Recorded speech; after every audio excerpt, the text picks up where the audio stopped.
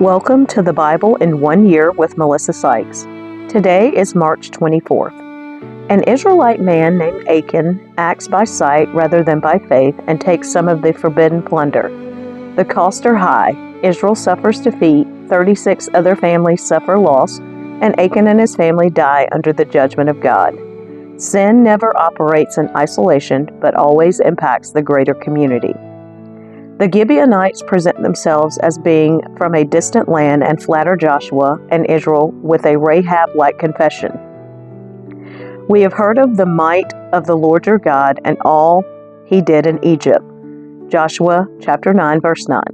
The prayerlessness of the leaders and their willingness to act on what they see rather than on what God has said leads them to make a foolish covenant. Similarly, the enemy, Satan, often tempts believers to act on what they see rather than by listening to God. Satan markets sin as attractive and preferable to what God says. Ai defeats the Israelites. Joshua chapter 7, verse 1. But Israel violated the instructions about the things set apart for the Lord. A man named Achan had stolen some of these dedicated things, so the Lord was very angry with the Israelites. Achan was the son of Carmi, a descendant of Zimri, son of Zerah, of the tribe of Judah. 1 Chronicles chapter 2, verse 7. The son of Carmi, a descendant of Zimri, was Achan, who brought disaster on Israel by taking plunder that had been set apart for the Lord. Joshua chapter 7, verses 2 through 15. Joshua sent some of his men from Jericho to spy out the town of Ai, east of Bethel, near Beth Aven. When they returned, they told Joshua, "There's no need for all of us to go up there.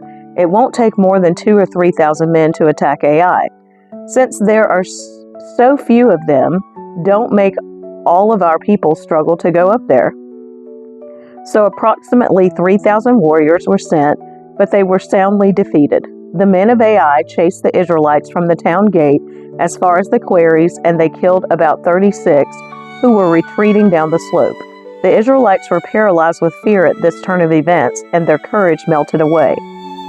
Joshua and the elders of Israel tore their clothing in dismay, threw dust on their heads, and bowed face down to the ground before the ark of the Lord until evening. Then Joshua cried out, "O sovereign Lord, why did you bring us across the Jordan River if you are going to let the Amorites kill us? If only we had been content to stay on the other side. Lord, what can I say now that Israel has fled from its enemies? For when the Canaanites and all the other people living in the land hear about it, they will surround us and wipe our name off the face of the earth. And then what will happen to the honor of your great name?" But the Lord said to Joshua, "Get up. Why are you lying on your face like this? Israel has sinned and broken my covenant. They have stolen some of the things that I commanded must be set apart for me. And they have not only stolen them, but have lied about it and hidden the things among their own belongings. That is why the Israelites are running from their enemies in defeat. For now Israel itself has been set apart for destruction. I will not remain with you any longer unless you destroy the things among you that were set apart for destruction. Get up. Command the people to purify themselves in preparation for tomorrow. For this is what the Lord, the God of Israel, says. Hidden among you, O Israel, are things set apart for the Lord. You will never defeat your enemies until you remove these things from among you. In the morning you must present yourselves by tribes, and the Lord will point out the tribe to which the guilty man belongs. That tribe must come forward with its clans, and the Lord will point out the guilty clan. That clan will then come forward, and the Lord will point out the guilty family. Finally, each member of the guilty family must come forward one by one. The one who has stolen what was set apart for destruction will himself be burned with fire, along with everything he has, for he has broken the covenant of the Lord and has done a horrible thing in Israel. Achan's sin. Joshua chapter 7, verses 16 through 26. Early the next morning, Joshua brought the tribes of Israel before the Lord, and the tribe of Judah was singled out. Then the clans of Judah came forward, and the clan of Zerah was singled out. Then the families of Zerah came forward, and the family of Zimri was singled out. Every member of Zimri's family was brought forward, person by person, and Achan was singled out. Then Joshua said to Achan, "My son, give glory to the Lord, the God of Israel, by telling the truth. Make your confession and tell me what you have done. Don't hide it from me." Achan replied, "It is true. I have sinned against the Lord, the God of Israel. Among the plunder I saw a beautiful robe from Babylon, 200 silver coins, and a bar of gold weighing more than a pound. I wanted them so much that I took them. They are hidden in the ground beneath my tent, with the silver buried deeper than the rest. So Joshua sent some men to take a search. They ran to the tent and found the stolen goods hidden there, just as Achan had said, with the silver buried beneath the rest. They took the things from the tent and brought them to Joshua and all the Israelites. Then they laid them on the ground in the presence of the Lord.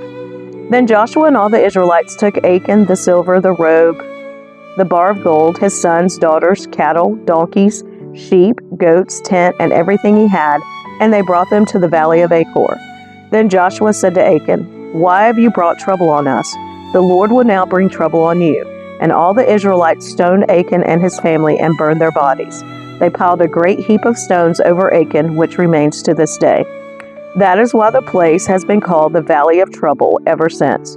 So the Lord was no longer angry. The Israelites defeat Ai. Joshua chapter 8, verses 1 through 29. Then the Lord said to Joshua, "Do not be afraid or discouraged. Take all your fighting men and attack Ai, for I have given you the king of Ai, his people, his town, and his land. You will destroy them as you destroyed Jericho and its king. But this time you may keep the plunder and the livestock for yourselves. Set an ambush behind the town." So Joshua and all the fighting men set out to attack Ai. Joshua chose 30,000 of his best warriors and sent them out at night with these orders: "Hide an ambush close behind the town and be ready for action.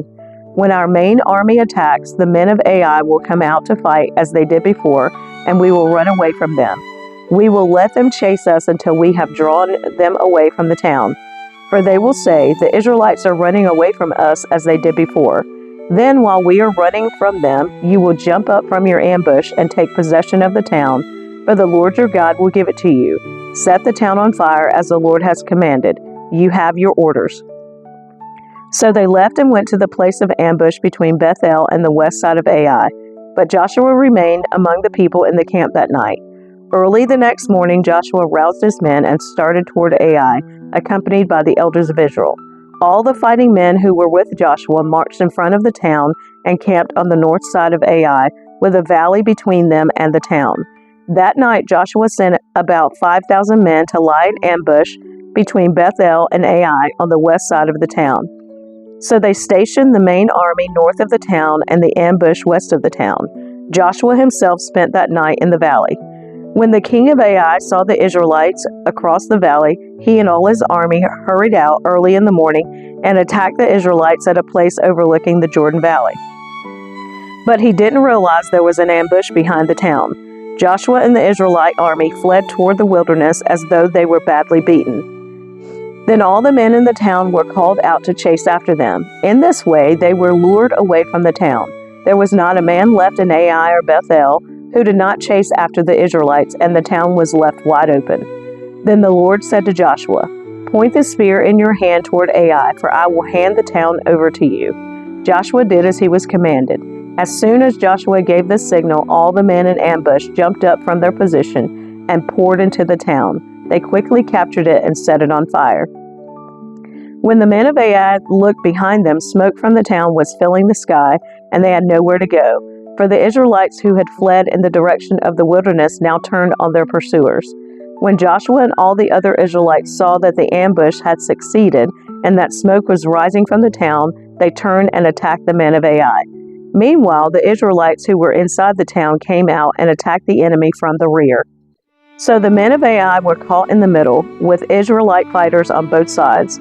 Israel attacked them, and not a single person survived or escaped. Only the king of Ai was taken alive and brought to Joshua. When the Israelite army finished chasing and killing all the men of Ai in the open fields, they went back and finished off everyone inside. So the entire population of Ai, including men and women, was wiped out that day, 12,000 in all. For Joshua kept holding out his spear until everyone who had lived in Ai was completely destroyed. Only the livestock and the treasures of the town were not destroyed, for the Israelites kept these as plunder for themselves, as the Lord had commanded Joshua. So Joshua burned the town of Ai, and it became a permanent mound of ruins, desolate to this very day. Joshua impaled the king of Ai on a sharpened pole and left him there until evening. At sunset, the Israelites took down the body as Joshua commanded and threw it in front of the town gate. They piled a great heap of stones over him that can still be seen today. The Lord's covenant renewed. Joshua chapter 8, verses 30 through 35. Then Joshua built an altar to the Lord, the God of Israel, on Mount Ebal. He followed the commands that Moses, the Lord's servant, had written in the book of instruction. Make me an altar from stones that are uncut and have not been shaped with iron tools. Then on the altar they presented burnt offerings and peace offerings to the Lord. And as the Israelites watched, Joshua copied onto the stones of the altar the instructions Moses had given them. Then all the Israelites, foreigners and native-born alike, along with the elders, officers, and judges, were divided into two groups. One group stood in front of Mount Gerizim, and the other in front of Mount Ebal. Each group faced the other, and between them stood the Levitical priests carrying the Ark of the Lord's covenant. This was all done according to the commands that Moses, the servant of the Lord, had previously given for blessing the people of Israel.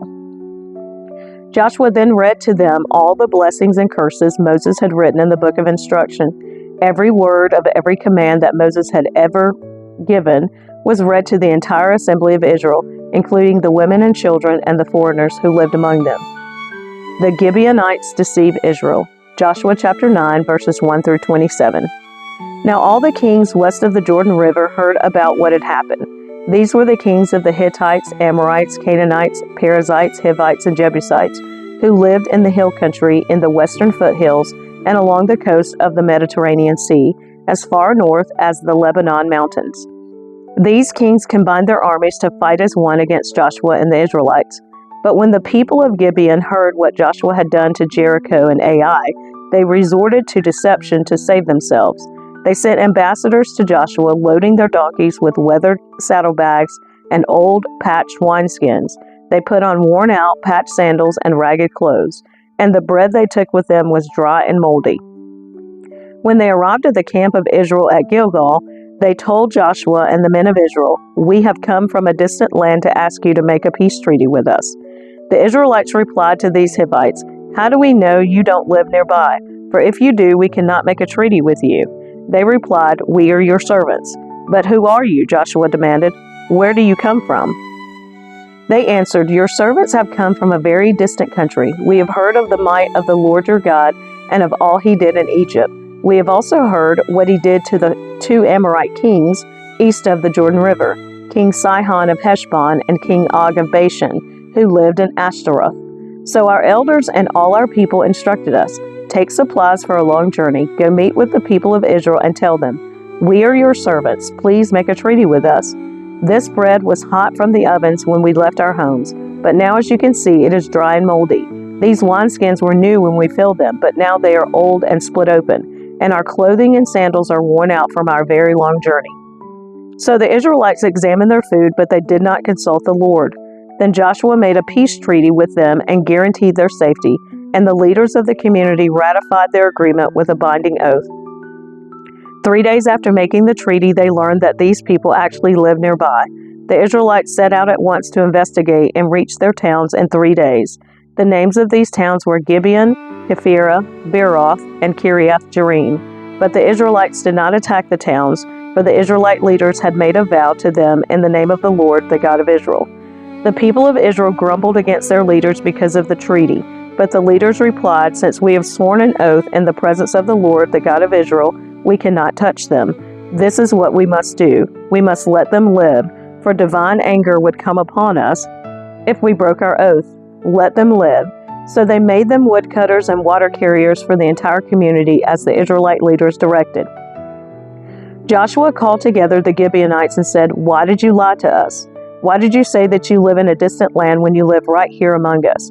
May you be cursed. From now on you will always be servants who cut wood and carry water for the house of my God." They replied, "We did it because we, your servants, were clearly told that the Lord your God commanded his servant Moses to give you this entire land and to destroy all the people living in it. So we feared greatly for our lives because of you. That is why we have done this. Now we are at your mercy. Do to us whatever you think is right." So Joshua did not allow the people of Israel to kill them, But that day he made the Gibeonites the woodcutters and water carriers for the community of Israel and for the altar of the Lord, wherever the Lord would choose to build it, and that is what they do to this day.